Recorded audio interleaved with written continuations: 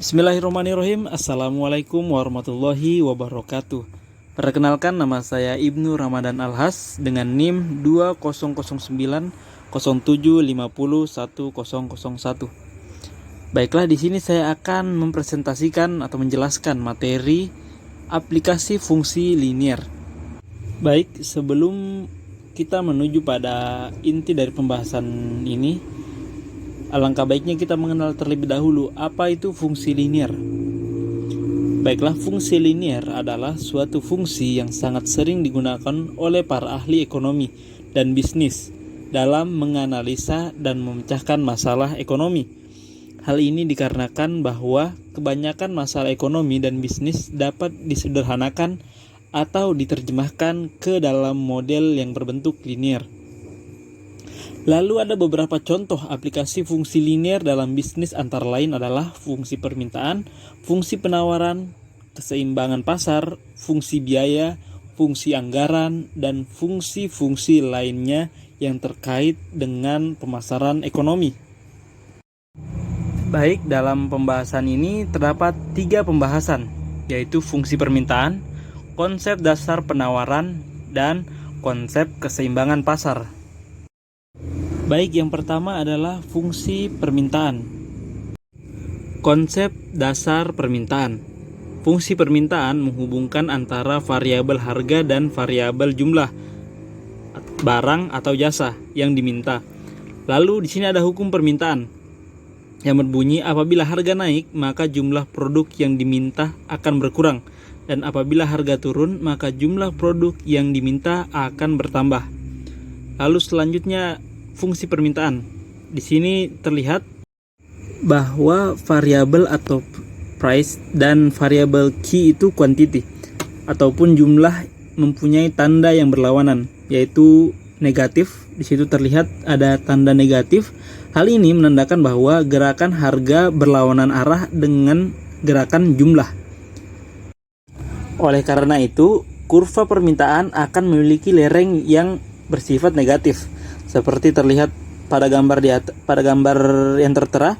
Pada kurva terdapat ada garis merah yang memiliki kemiringan. Itu negatif karena hubungan antara variabel harga dengan variabel jumlah itu negatif. Baik, selanjutnya yang kedua adalah konsep dasar penawaran. Fungsi penawaran menghubungkan antara variabel harga dan variabel jumlah barang atau jasa yang ditawarkan. Lalu di sini juga terdapat hukum penawaran yang berbunyi apabila harga naik, maka jumlah produk yang ditawarkan akan bertambah, dan apabila harga turun, maka jumlah produk yang ditawarkan akan berkurang. Dan terlihat antara variabel dan kuantiti atau jumlah mempunyai tanda yang sama, yaitu sama-sama positif. Ini artinya gerakan harga searah dengan gerakan jumlah. Oleh karena itu, kurva permintaan berlereng positif seperti tanda merah tersebut. Selanjutnya, konsep keseimbangan pasar.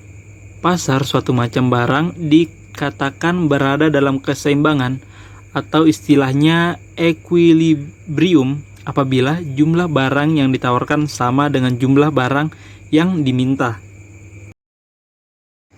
Baiklah, selanjutnya di sini ada contoh soal dari penjelasan-penjelasan yang tadi sudah dijelaskan, yaitu fungsi permintaan akan suatu barang ditunjukkan oleh persamaan P sama dengan 15 dikurang Q, sedangkan penawaran P sama dengan 3 ditambah 0,5 Q.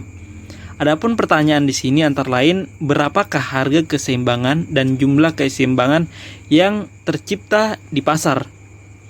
Di sini terdapat gambar dari penyelesaian soal yang di atas. Adapun harga keseimbangan memiliki nilai 7 dan jumlah keseimbangan memiliki nilai 8 ataupun hasil 8. Dan kemudian jika soal ini dilanjutkan menjadi sebuah grafik, maka akan menjadi seperti kurva yang tertera pada gambar di atas. Sekian yang dapat saya jelaskan dan saya paparkan dari materi ini. Mungkin masih ada beberapa kesalahan dan kekurangan dari saya dan dari penjelasan saya. Mohon dimaafkan. Wabillahi taufiq wal hidayah. Wassalamualaikum warahmatullahi wabarakatuh.